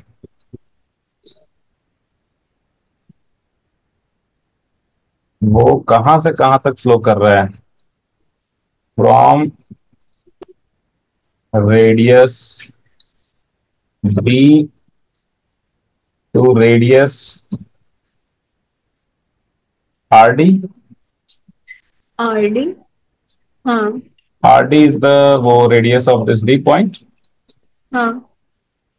तो ये कहां से कहां तक, ऑरेंज वाला करंट इस एम्पीरियन लूप में, मतलब वैसे तो वो बी से सी तक पास कर रहा है पूरा, बी से सी तक ऑरेंज वाला करंट फ्लो कर रहा है, लेकिन ये एम्पीरियन लूप को जो पायर्स कर रहा है वो कहां से लेके कहां तक है, ये बी से लेके आर डी तक, यहां से हम्म। लेके, यही है ना। Yes sir. तो ये कैसा एरिया रहा होगा जो पायर्स कर रहा है, ये ऑरेंज वाला जो करंट इतना एम्पीरियन लूप को पायर्स कर रहा है, ये यही थिकनेस का रहा होगा ऐसे चारों तरफ, यस सर। ई से लेके आर डी तक, राइट। हम्म। बोलिए यार, ये बात समझ में, ऑरेंज जी। वाला करंट चारों तरफ यही इतना पायर्स किया ना, हाँ। पक्का, हाँ। क्लियर है। जी सर। ये वाला एरिया निकाल सकते हैं क्या हम लोग, ये वाला एरिया निकाल सकते हैं क्या, बड़ा वाला सर्कल का एरिया, इसमें जो बड़ा वाला सर्कल होगा उसका एरिया माइनस छोटे वाले सर्कल का एरिया, है ना। हम्म। बोलो है कि नहीं। Yes sir. तो एक काम करता हूँ मैं इसको ना, यही वाला पार्ट सबसे डिफिकल्ट है, तो मैं इसको ऐसे दिखा ही देता हूँ बना के। तो इधर ये एस वगैरह ये सब मिटा देते हैं, सब मिटा देते हैं। हाँ, तो देखिए ये वाला एरिया,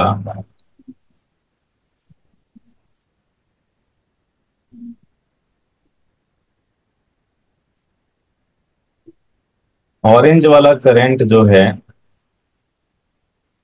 वो इस एरिया में फ्लो कर रहा है, राइट। मतलब एम्पीरियन लूप को इस इतना एरिया में पायर्स कर रहा है वो, राइट।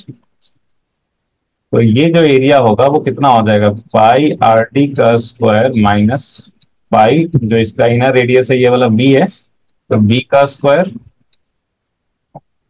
बोलो चुनमुन, है कि नहीं, जी सर, आ गया समझ में। आ रहा है समझ में। हाँ। अच्छा, तो अभी ऑरेंज वाला करंट अगर अपने को लिखना होगा तो कैसे लिखेंगे, एक बात बताओ, ये ऑरेंज वाला करंट जो है ना वो पूरा कितना एरिया में फ्लो करता है, ये वाला एरिया में फ्लो करता है ऑरेंज वाला करंट, ये पूरा एरिया में फ्लो करता है, राइट। Yes orange sir. वाला करंट यही एरिया में फ्लो कर रहा है ना, ये क्रॉस सेक्शनल हाँ। एरिया है उसका, राइट। अभी जी सर। ये वाला एरिया कितना है बताओ? Pi into outer radius which is C square minus pi into inner radius which is B square, हाँ। है ना। हाँ। अभी मैं एक काम करता हूं, तो मैं इसको ऐसे दिखा देता हूं, ऐसे क्या बोलते हैं इसको, ये वाला एरिया को ऐसे ऐसे करके दिखा देते हैं। ये बताइए, ये वाला एरिया कितना है? Pi C square minus pi B square. C is the outer radius, ये वाला, and B is the inner radius, ये वाला। तो ये वाला क्रॉस सेक्शनल एरिया इतना है, राइट। Yes sir. अब एक बात बताओ, ये इतना एरिया से कितना करंट फ्लो कर रहा है? ये ऑरेंज वाले में आई नॉट फ्लो कर रहा है, दिया हुआ इससे ऑरेंज वाले से कितना करंट फ्लो कर रहा है? I naught. I know. तो अब हम लोग क्या करेंगे ना, यूनिटरी मेथड लगाएंगे। क्या करेंगे? यूनिटरी मेथड लगाएंगे कि भाई ऑरेंज वाले में pi C square minus pi B square जो एरिया है, ये पूरा वाला क्रॉस सेक्शनल एरिया, इससे जो करंट फ्लो करता है वो है आई नॉट। इससे कितना करंट फ्लो करता है? I know. तो यूनिट एरिया से कितना करंट फ्लो करता होगा? I by pi C square minus I pi naught. C हाँ, वो बाय। यूनिटरी मेथड होता है ना, जैसे आप करते होंगे कि rupees four pen, I mean four pens का दाम है 12 रुपीज। तो एक पेन का दाम कितना होगा? 12/4। 12/4। तो वैसे ही इतना एरिया पे करंट फ्लो कर रहा है आई नॉट, तो यूनिट एरिया से कितना करंट फ्लो करेगा? I not by this. और ये हाँ। हमारा एम्पीरियन लूप जो पायर्स कर, एम्पीरियन लूप को ऑरेंज वाला कितना करंट पायर्स कर रहा है? ये कितना एरिया पायर्स कर रहा है? ऑरेंज वाला एरिया एम्पीरियन लूप के अंदर से कितना पायर्स कर रहा है? ये वाला एरिया, हम्म। है ना। एम्पीरियन लूप से इतना एरिया ऑरेंज वाला पायर्स कर रहा है उसको, तो ये एरिया है इतना, तो इससे कितना करंट फ्लो करता होगा? तो pi R D square minus pi B square, ये वाले एरिया से कितना करंट फ्लो करता होगा? जैसे वन पाई पेज का निकल गया, तो पाई अगर थ्री पेन्स का निकालना होगा तो हम लोग क्या करते हैं? Rupees twelve 12/4 4। Into three. तो यहाँ पे क्या करेंगे हम लोग? ये जो ऊपर टर्म लिख दिया इनटू ये वाली टर्म छोटी हाँ, वाली। ये जो ऊपर टर्म लिखा है इंटू ये वाला टर्म, राइट। हाँ। तो यही वाला जो एरिया है वो ऑरेंज वाला करंट इतना पायर्स कर रहा है। सो ये जो करंट है वो कौन सा टर्म है? ये जो करंट है ये कौन सा टर्म है? This is the orange current piercing the Amperian loop. Orange current piercing the Amperian loop. ये आपको, यही वाला पार्ट सबसे डिफिकल्ट था। आपको लग रहा होगा कि हाँ ये मुश्किल है, बड़ा है, बट मेन क्या होता है कि आप ये समझ जाओगे ना, तो फिर आप जो है कोई भी टाइप का कर पाओगे, इस तरह का रहेगा तो ये करंट कितना हो गया? ये वैल्यू कितना हो गया? पाई पाई कट जाएगा क्या सब में से? हाँ। और ये पाई पाई कट गया, तो ये कितना हो गया एरिया? ये R I know square square minus B square square by C और। Square minus B square. ठीक है, हम्म। बहुत बढ़िया। अभी हम लोग क्या करेंगे कि जो एम्पियर्स लॉ लगाया था ना ऊपर में, तो ऊपर में जो एम्पियर्स लॉ लगाया था उसको फिर से लिख देता हूं। ये एम्पियर्स लॉ था, closed integral B dot D L is equal to mu not into current enclose. ये हम लोगों ने लेफ्ट हैंड साइड तो आराम आराम से लिख लिया था। लेफ्ट हैंड साइड कितना आया था? Mod of B into two pi R, है ना। और वो डी पे लिख रहे हैं तो R D is equal to, ये करंट इनक्लोज निकालने में चक्कर था, राइट। जी सर। अब देखो ये करंट इनक्लोज, ये जो एम्पीरियन लूप है इससे कितना करंट पायर्स कर रहा है? ये एम्पीरियन लूप है ना अपना, इससे कितना करंट पायर्स कर रहा है? तो एक तो इससे ब्लू वाला फ्लो कर रहा है अपवर्ड डायरेक्शन में, विच इज आई नॉट, है ना। और एक जो है वो ऑरेंज वाला, इतना इतना एरिया से जो ऑरेंज वाला करंट फ्लो कर रहा है, जो हमने अभी निकाल रखा है, वो फ्लो कर रहा है वो डाउनवर्ड डायरेक्शन में। किधर फ्लो कर रहा है? Upward downwards. डायरेक्शन। तो कितना हो गया टोटल करंट? एक आई नॉट हो गया अपवर्ड, और एक ये जो अभी निकाला वो हो गया डाउनवर्ड। तो आई नॉट माइनस दिस जो अभी आपने निकाला है, हाँ, तो करंट इनक्लोज्ड कितना हो जाएगा? I naught I minus naught minus अभी जो ऊपर वाला टर्म कैलकुलेट किया। ये बात आई समझ में? हाँ फिर। तो ये वाला पार्ट सबसे डिफिकल्ट था। सो यहां से बी का वैल्यू निकल गया फिर। तो सही है, ऐसे क्वेश्चंस नीट में आते हैं क्या? नीट में, एम्स में आएंगे, एम्स में आएंगे। और हाँ, एम्स में तो अच्छा क्वेश्चन आता है। एम्स का देखा है कि नहीं आपने क्वेश्चन बैंक? अच्छा, एम्स का तो अभी अलग से बंद कर दिया ना। सॉरी हाँ। Sorry sorry. अरे वो, मैं उसके हिसाब से बोल रहा हूँ, पहले एम्स का अलग होता था ना। Yes sir. हाँ, तो एम्स वाले में तो अच्छा क्वेश्चन आता था। ठीक है, कुछ कुछ एक आध क्वेश्चन तो अच्छा रहता ही है ना, कुछ क्वेश्चन तो अच्छा रहता ही है। हम्म। तो दूसरा चीज ये है ना कि आप जो है, ये चीज पहले आपको क्लियर नहीं था, राइट? ठीक है, तो ये अंडरस्टैंडिंग डेवलप होना जरूरी है, मतलब तभी थोड़ा सा, मतलब आपको पूरा क्लियर क्लियर पिक्चर मिलता है, तो ही आपको ये पूरा पिक्चर क्लियर रहेगा। तो ही क्या है ना कि लास्ट टाइम पे जब एक साथ पूरा 2 साल का सिलेबस होगा, तो आपको वो चीजें जब क्लियर रहेंगी पूरा, तभी आप ये करोगे। नहीं तो क्या होगा कि सिर्फ फॉर्मूला रट के अगर आप जाओगे, तो लास्ट में क्या होगा ना कि वो सब फॉर्मूला वो माइंड में वो तारे जमीन पर हो जाएगा। एक साथ जब पूरा 2 साल का सिलेबस रहेगा ना। हेलो, सुन रहे हो हाँ, आप? सुन रहे हैं। सिर्फ देखिए, जब अगर आप अंडरस्टैंडिंग डेवलप नहीं करेंगे, मतलब चीजें आपको पूरा विजुअलाइज नहीं होगा, पूरा क्लियर नहीं होगा। इट्स नॉट अबाउट कि हाँ ये बड़ा आएगा कि नहीं, वो पूरा अगर आपके माइंड में क्लियर नहीं है चीजें, तो याद रखने के लिए भी कुछ लॉजिक चाहिए होता है। ये बात समझ रहे हो आप? Yes sir. कोई चीज याद रखने के लिए भी लॉजिक चाहिए होता है कि कुछ चीजें आपको पता है, क्लियर है, उससे आप कोरिलेट कर लिए, कुछ आधा याद है आधा भूल है तो कोरिलेट कर लिए। तो याद रखने के लिए भी लॉजिक चाहिए होता है। ठीक है, चोरी करने के लिए भी दिमाग चाहिए होता है। चाहिए होता है कि नहीं चाहिए होता है? जी सर। अभी देखो नीट में जो जिसने कबूल किया कि हाँ वो पेपर लीक, अनुराग यादव, उसने जो कबूल किया कि हाँ वो मुझे पेपर मिल गया था वो नीट एग्जाम से पहले वाले रात में, और वो सारे क्वेश्चंस भी मैच कर गए, और रात भर हम लोगों को वो रटाया गया था वो आंसर। उसके पता है कितने मार्क्स आए हैं? 185। हाँ, 185।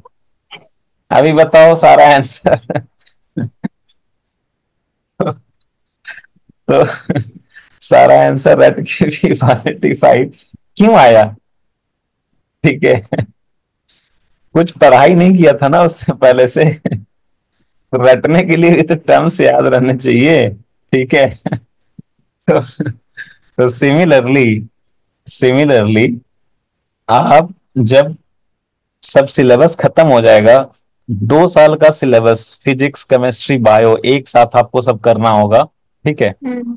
तो सिर्फ अगर आप बिना समझे हुए सिर्फ अगर आप रटेंगे, ठीक है, तो उसमें क्या है कि आपको कुछ याद ही नहीं रहेगा, कुछ कंफ्यूजन हो जाएगा, कुछ ये हो जाएगा, क्योंकि आपके माइंड में कुछ क्लियर नहीं है ना। आप जो सिर्फ रटे हो उस पर ट्रस्ट कर रहे हो, आपके माइंड में कुछ क्लियर है नहीं, विजुअलाइजेशन है नहीं, तो आप कुछ भूल गए, ये होगा कि वो होगा, तो गड़बड़ हो गया।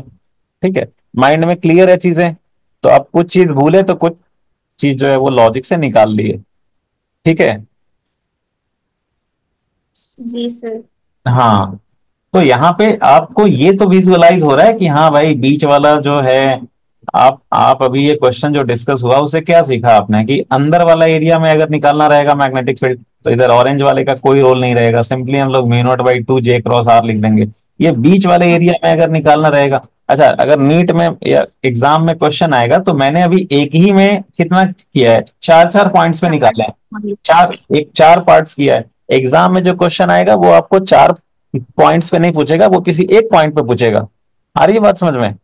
हम्म। तो किसी एक पॉइंट पे पूछेगा, वो पॉइंट यहाँ हो सकता है, वो पॉइंट यहाँ हो सकता है, वो पॉइंट यहाँ हो सकता है, वो पॉइंट यहाँ हो सकता है। तो ये आप 4 क्वेश्चन कर रहे हो, ठीक है। हाँ।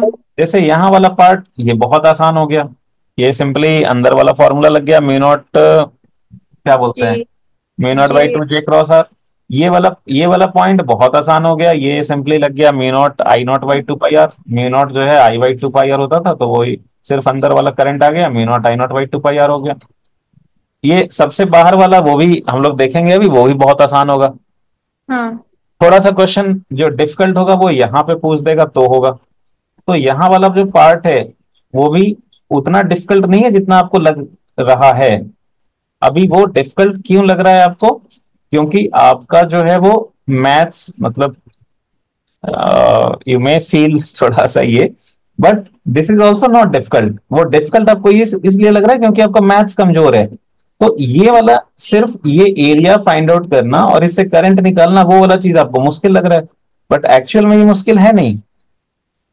तो जिसके लिए मुश्किल नहीं है, तो उसके लिए ये डी पार्ट भी निकालना मतलब बहुत बड़ी बात नहीं है।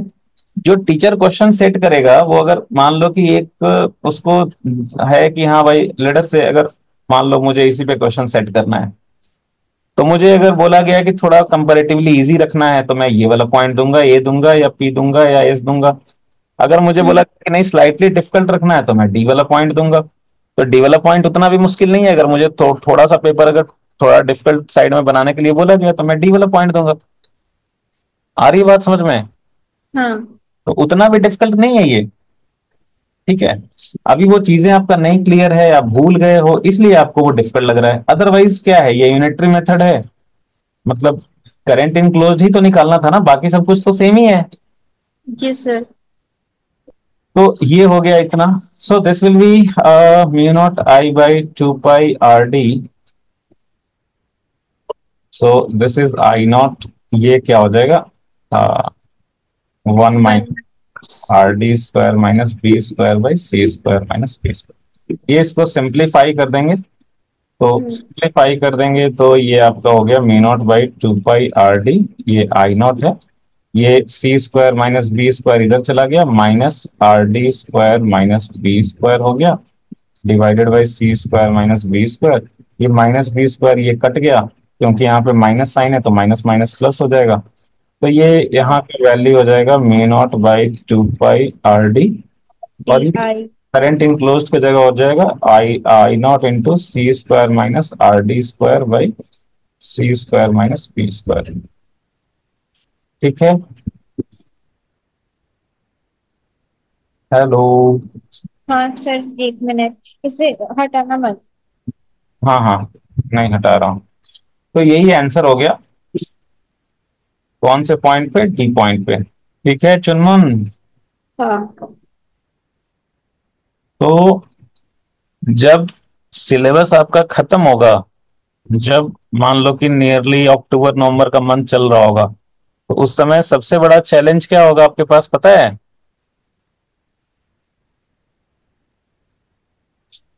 हम्म,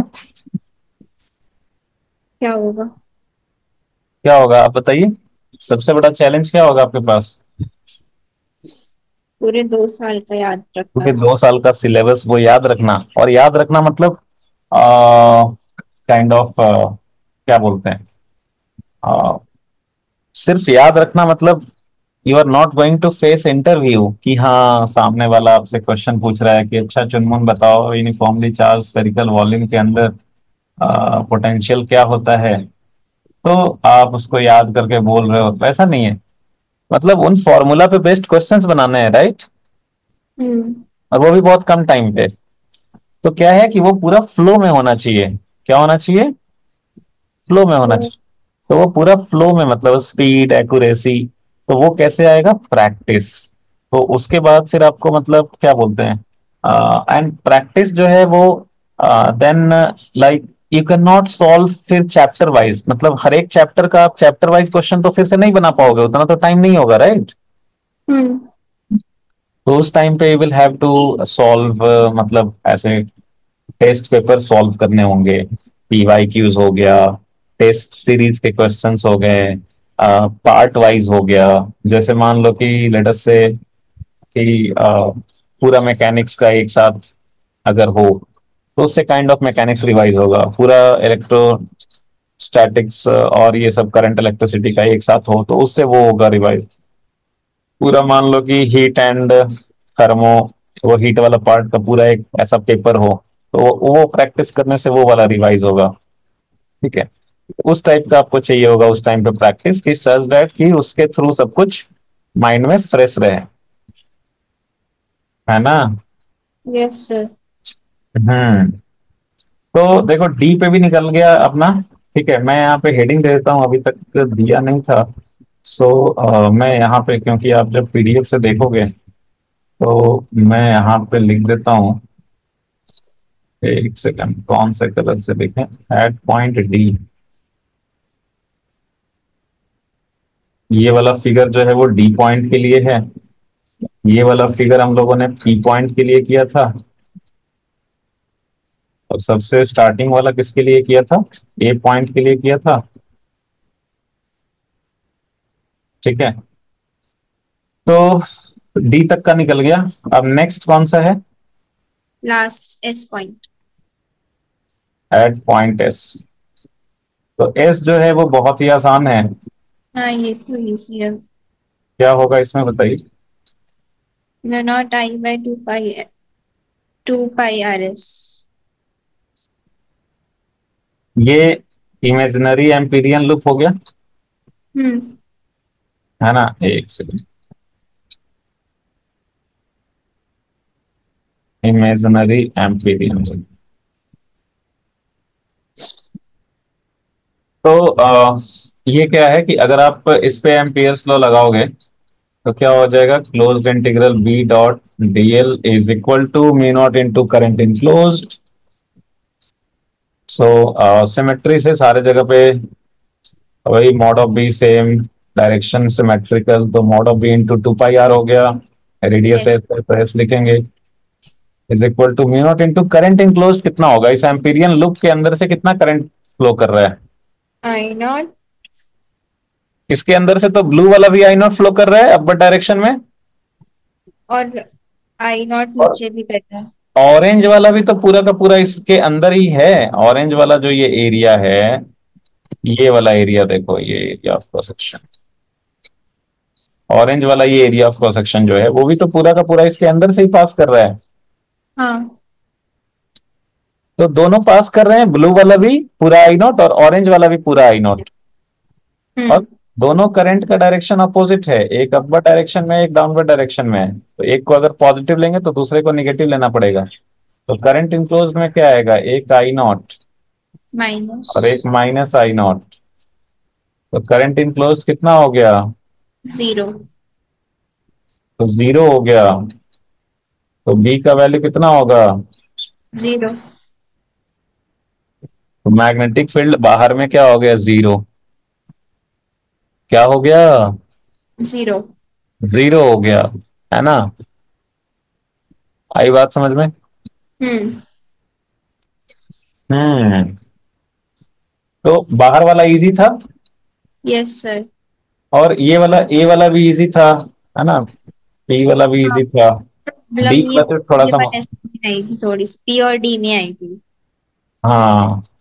तो ये जो है, ये कैपेसिटर के जैसा हो गया क्या? कैपेसिटर में क्या होता था कि दो प्लेट होता था, दोनों पे अगर इक्वल एंड अपोजिट चार्ज दे दिए तो उनका जो फील्ड होता था वो बीच में ही होता था, बाहर में वो कैंसिल हो जाता था, राइट। Yes sir. वैसे ही यहाँ पे क्या हो गया कि दो सिलेंडर्स हो गए और दोनों में करंट अपोजिट डायरेक्शन में फ्लो कर रहा है। तो बाहर वाले जो रीजन में मैग्नेटिक फील्ड जो है वो कैंसिल हो गया। हाँ। ऐसा कैपेसिटर में बाहर वाले रीजन में इलेक्ट्रिक जीरो। फील्ड कैंसिल होकर जीरो हो जाता है ना। हम्म। तो सिमेट्री है, राइट। अच्छा, यस। आपने सिलेंडर इसमें इलेक्ट्रोस्टैटिक्स में क्वेश्चन किया था, ये किया था क्या कैविटी वाला क्वेश्चन? इलेक्ट्रोस्टैटिक्स में एक इनफाइनाइट लेंथ का सिलेंड्रिकल वॉल्यूम है, उसके अंदर एक सिलेंड्रिकल कैविटी क्रिएट कर दिया, तो कैविटी के अंदर क्या होगा इलेक्ट्रिक फील्ड? हाँ सर किया तो था। किया था, गुड। तो उसमें जो है वो क्या आया था? उसमें आया था आपको म्यू नॉट बाई, वो आप सॉरी म्यू नॉट नहीं, इलेक्ट्रोस्टैटिक्स में याद करो। Electrostatics, sorry epsilon not. Sorry sorry, हाँ, अब इलेक्ट्रोस्टैटिक्स में सिलेंडर के अंदर जो इलेक्ट्रिक फील्ड होता था वो होता था rho are by two epsilon naught, right, solid हाँ। सिलेंडर के अंदर। तो यस इसीलिए सर। यहाँ पे इस कैविटी के अंदर जो आया था फॉर्मूला वो आया था rho by two epsilon naught C1 C2, हाँ राइट हाँ है ना। हाँ, C2। Yes sir. C1 C2 आया था, वो ये लगा के क्या बोलते हैं, वो सुपर पोजिशन लगा के। फिर तो सिमिलरली, सिमिलरली यहाँ पे अगर पूरे में करंट फ्लो करता था, अगर सॉलिड सिलेंडर होता था, अच्छा मैंने बोला था कि मैग्नीट्यूड ना सब वैसे ही रहता है जैसे कि आपका इलेक्ट्रोस्टैटिक्स में होता है, वैसे ही मैग्नेटिक फील्ड का जो मैग्नीट्यूड होता है उसका वेरिएशन इलेक्ट्रिक फील्ड के जैसा ही होता है, बस डायरेक्शन का फर्क रहता है। तो जैसे हमने देखा था इलेक्ट्रोस्टैटिक्स में कि कैविटी के अंदर इलेक्ट्रिक फील्ड कांस्टेंट रहता है और उसका वैल्यू जो है वो rho by two epsilon naught C1 C2 था, तो अगर हम वैसे ही कंपेयर करें तो यहाँ पे देखो ये इनफाइनाइट लेंथ का सॉलिड सिलेंडर है, इनफाइनाइट लेंथ का सॉलिड सिलेंडर है जिससे करंट फ्लो कर रहा है, अ, जिससे करंट यूनिफॉर्मली फ्लो कर रहा है, यूनिफॉर्म करंट डेंसिटी दिया हुआ है। और एक उसके अंदर हमने एक ऐसा ही पैरेलल इनफाइनाइट लेंथ का सिलेंड्रिकल कैविटी क्रिएट कर दिया। तो जैसा इलेक्ट्रोस्टैटिक्स में कैविटी के सारे पॉइंट्स पे इलेक्ट्रिक फील्ड का मैग्नीट्यूड कांस्टेंट होता था, वैसे ही यहाँ पे कैविटी के सारे पॉइंट्स पे मैग्नेटिक फील्ड का मैग्नीट्यूड कांस्टेंट होगा। कांस्टेंट होगा। और उसका वैल्यू क्या होगा, तो देखो सुपरपोजिशन ही लगाएंगे हम लोग। तो यहाँ पे जो वैल्यू होगा वो होगा, जैसे सॉलिड सिलेंडर के अंदर क्या होता है मैग्नेटिक फील्ड का value mu naught by two J cross. J cross R cross. तो यहाँ पे कैविटी के अंदर हो जाएगा mu not by two J cross C1 C2। सी का है। C1 C2 जो होंगे वो बेसिकली जिस पॉइंट पे निकालना है आपको, ये P पॉइंट पे निकालना है, तो इसी के लेवल में इसका जो एक्सिस पे पॉइंट होगा वो C1, और ये तो कैविटी वाले एक्सिस पे जो पॉइंट होगा वो C2। C2। और जो मैग्नेटिक फील्ड होगा तो ये आप लिख लोगे कि इनसाइड, या रिजल्ट करके लिख लोगे आप कि इनसाइड दिस कैविटी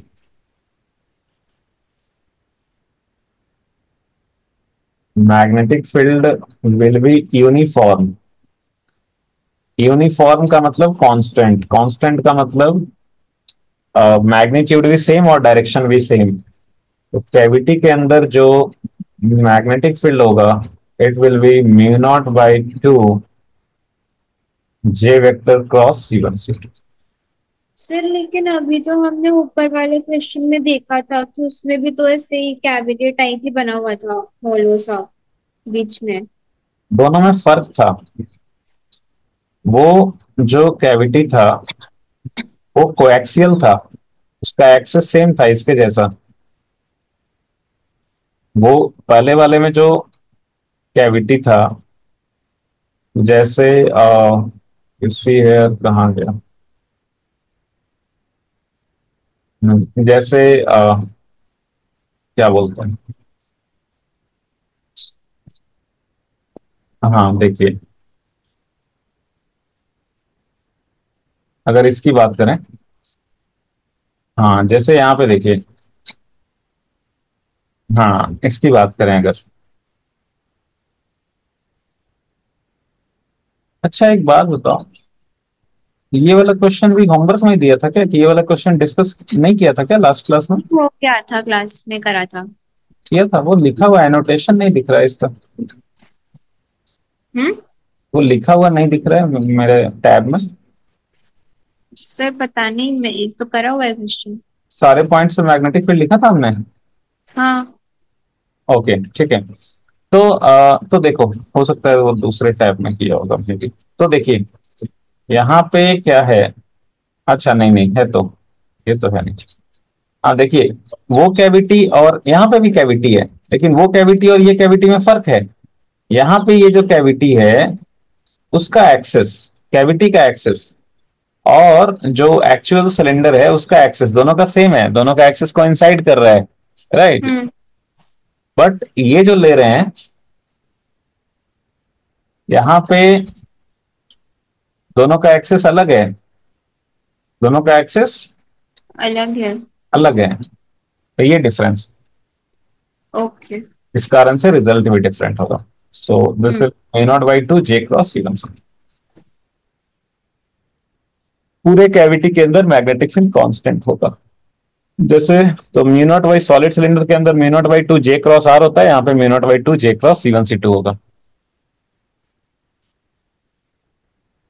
ठीक है चुनमुन। Yes sir.